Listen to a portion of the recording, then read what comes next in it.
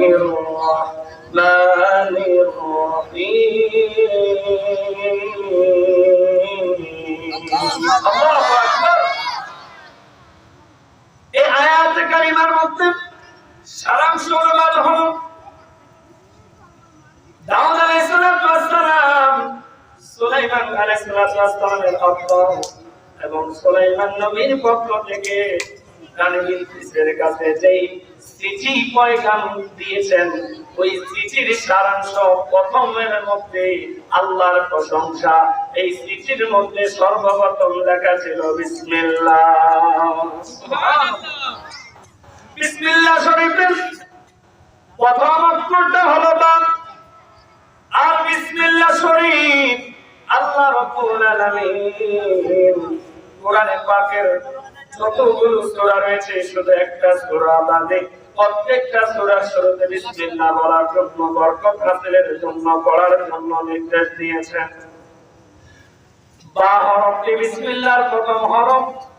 এই বা হরফের তাফসীর করতে গিয়ে দেখা যায় আল্লাহ পাক রব্বুল আলামিন আলামে আরোহার মধ্যে যখন সমস্ত মানুষদেরকে জড়ো করলেন, জড়ো করার পরে রূহের জগতের মধ্যে সকল মানুষদেরকে আল্লাহ রাব্বুল আলামিন বললেন, আলাস্তু বিরাব্বিকুম, আমি কি তোমাদের প্রভু নই?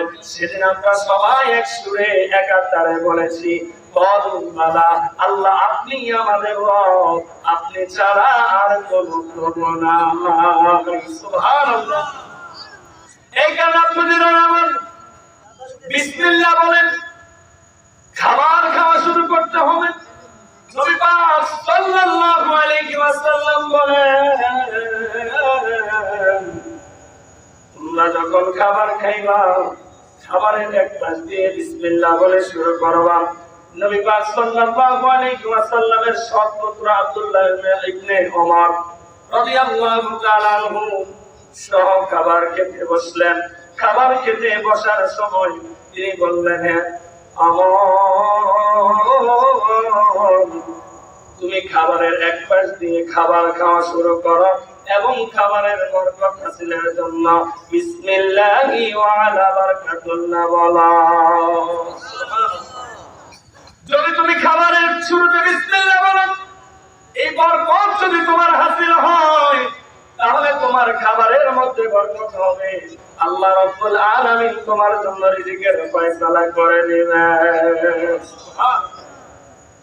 কোন মানুষ যখন ঘরের মধ্যে প্রবেশ করে, নবী পাক সাল্লাল্লাহু আলাইহি ওয়াসাল্লাম বলেন, যেই কাজের শুরুতে বিসমিল্লাহ পড়া হয় না, আল্লাহর হাবিব সাল্লাল্লাহু আলাইহি ওয়াসাল্লাম বলেন, ক্বালান নবী সাল্লাল্লাহু আলাইহি ওয়াসাল্লাম, কুল্লু আমরিন বিবালিন ইয়াবদা ফীহি বিসমিল্লাহি ফাহুয়া আবাদার কুলিনা ইয়া রাসূলুল্লাহ। আল্লাহর হাবিব সাল্লাল্লাহু আলাইহি ওয়াসাল্লাম বলেন, এ আমার সাহাবী,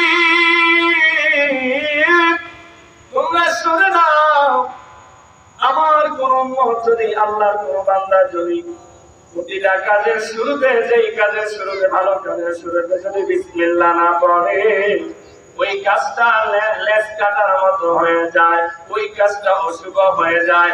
আর কোন সন্তান যদি কোন, আমার মুরব্বী বাবারা, আপনারা আল্লাহর বান্দা হয়ে যদি কোন ঘর থেকে বিসমিল্লাহি তাওয়াক্কালতু আলাল্লাহ লা হাওলা ওয়ালা কুওয়াতা ইল্লা বিল্লাহ বলে ঘর থেকে বের হতে পারেন, আল্লাহ পাক রব্বুল আলামিন বলেন, আমার কোন বান্দা যদি বিসমিল্লাহি তাওয়াক্কালতু আলাল্লাহ বলে ঘর থেকে বের হয়, তার যাবতীয় কঠিন কাজগুলো আমি আল্লাহ তাআলা নিজের জিম্মায় নিয়ে দেই। সুবহানাল্লাহ।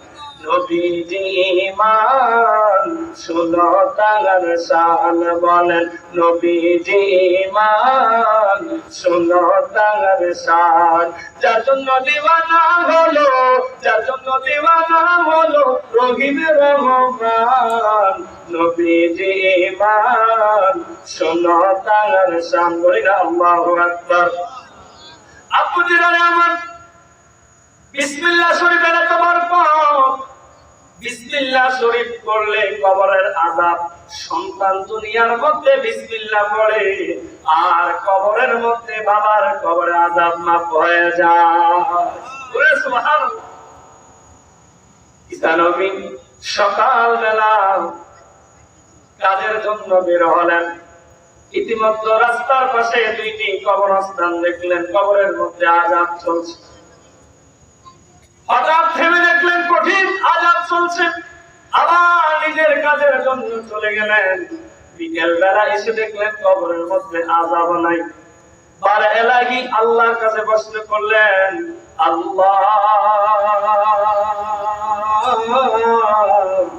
ও আল্লাহ, সকালবেলা দেখলাম কবরের মধ্যে আযাব চলে, এখন কেন কবরের মধ্যে আযাব চলে না?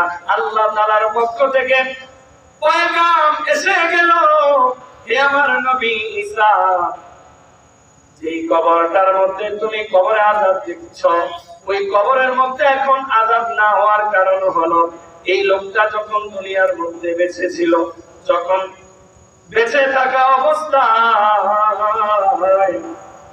তার স্ত্রীর পেটে সন্তান ছিল, সে দুনিয়া থেকে বিদায় নিয়ে চলে গেল। তার ইন্তেকাল হওয়ার পরে আজকে সন্তানটা বড় হলো, সন্তানটা বড় হয়ে যাওয়ার পরে সে আজকে মাত্র মাদ্রাসায় ভর্তি হলো। মাদ্রাসায় যখন হুজুর বললেন, হে আমার বৎস, তুমি আমার সাথে পড়ো, বলেন বিসমিল্লাহির রাহমানির রহিম। সুবহানাল্লাহ। ওস্তাদ যখন সন্তানকে বিসমিল্লাহ পড়ানো শুরু করলো, আল্লাহ পাক রব্বুল আলামিন বলেন, হে ঈসা, দুনিয়ার মধ্যে আমার বান্দা আমি আল্লাহর প্রশংসা করছি। বাবার সন্তান বাবার কবরের জন্য সওয়াব লেখানি হয়ে যাবে। সন্তান যদি বাবার জন্য দোয়া করে, সন্তান যদি বাবার জন্য কোরআন তেলাওয়াত করে, ও আমার ছাত্রার হুজুর, ও আমার ছাত্রার মা বোনেরা, ও আমার ছাত্রার মুরব্বী বাবারা, ও আমার স্টেজের আমার গুণী গুণী ভাইয়েরা, এই মাদ্রাসায় যে পড়ানো হয়, বলেন তো এখানে হাফেজে কোরআন আছে না নাই? এই ছাত্র ভাইয়েরা যদি আপনাদের জন্য দোয়া করে, তাহলে দোয়া কি কবুল হবে কি হবে না? সন্তান যখন বিসমিল্লাহ পড়েছে, আল্লাহ পাক রব্বুল আলামিন বলেন, আমার রহমতের সাগরে একটা ঢেউ চালানো হয়ে গেল। আমি আল্লাহ রব্বুল আলামিন বললাম, সন্তানের উসিলায় আমি আল্লাহ তাআলা ওই ব্যক্তির কবরে আযাব মাফ করে দিলাম। তাহলে মাদ্রাসায় সন্তান পড়ানো দরকার আছে না নাই? বাবা সন্তান যখন বাবা মার জন্য দোয়া করবে, আল্লাহ পাক রব্বুল আলামিন সন্তানের উসিলায় বাবা মার কবরে আযাব কিয়ামত পর্যন্ত মাফ করে দিবে। বলেন সুবহানাল্লাহ। ওলিদের ওলি যিনি গাউসুল আজম জিলানী, ওলিদের ওলি যিনি গাউসুল আজম জিলানী, বাগদাদে জন্ম কুতুবে রাব্বানী। বলেন বাগদাদে জন্ম কুতুবে।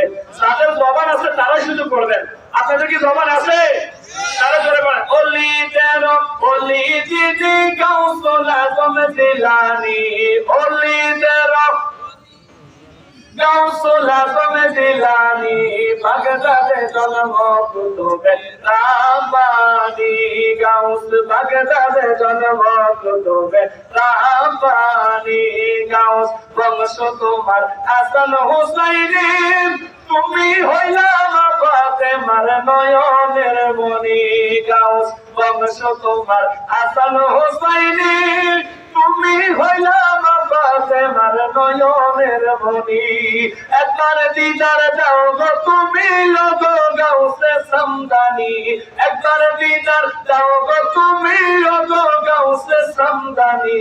বাগদাদে জন্ম কুতুবে রাব্বানী। বলেন বাগদাদে জন্ম কুতুবে রাব্বানী। বলেন না সুবহানাল্লাহ।